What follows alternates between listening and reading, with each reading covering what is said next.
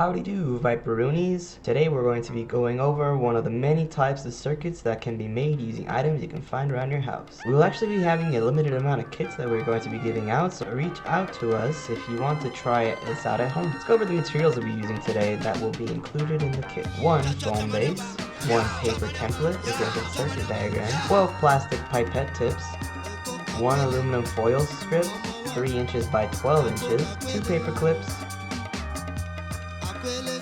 1 bulb and socket. The second one can be added to the other variation, and a AAA or a AA battery.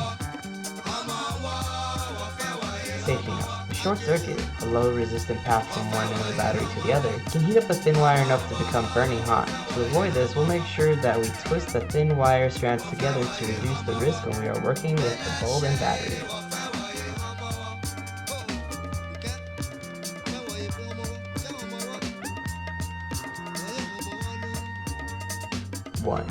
Center the selected paper template on the foam base. Poke 1 pipette tip through the paper into the foam of each points 10F and 10C. When inserting the foam, insert only 1/3 of the tip length.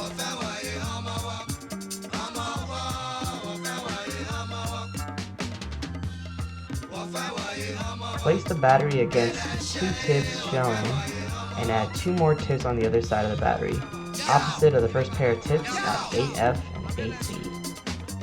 3. Insert 2 tips on either side of the bump at the positive end of the battery at a 8.5G and 9.5G, and 1 tip against the flat end of the battery. Next, insert a tip location 1B, 3B, and 4B.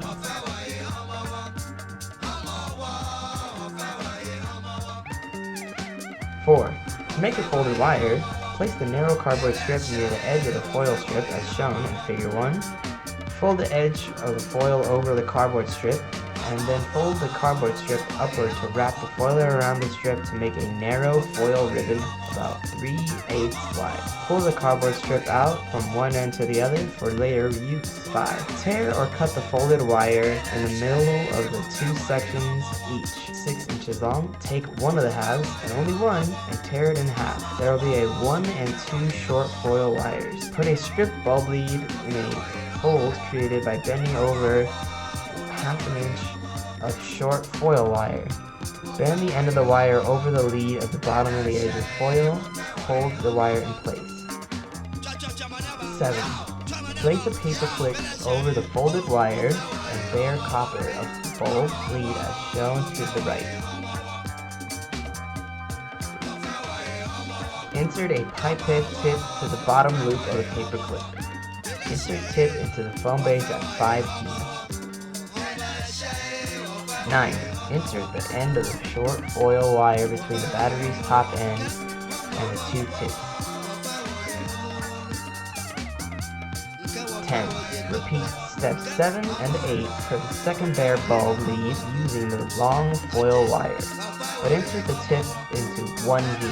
Loop the rest of the long foil wire around the tips in a row E shown on the first page.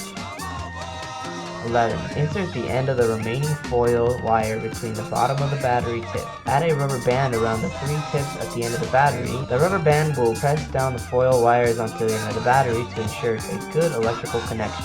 Double wrap the rubber band if needed to press tips into the battery. Now we'll close the switch by moving the end of the foil wire coming out of the battery at row B to touch the wire at 4B. The bulb should light up. If it doesn't, make sure the battery has a good connection and the circuit isn't broken. If we let go of the foil wire from the battery at 4B, it should turn off. If it stays lit, then move straighten the foil wire away so they are not in contact. To explore the effect of removing a bulb from the circuit, disconnect the bulb from the foil wires rather than pulling directly the bulb from the socket.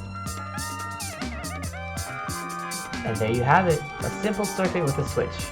Just a reminder, we will have about 18 of these kits available for you guys to come follow along and do the other circuit types. The first 3 members to share with us their parallel and series circuits correctly will get to pick a science prize. Comment below or send us a message if you're interested in doing this.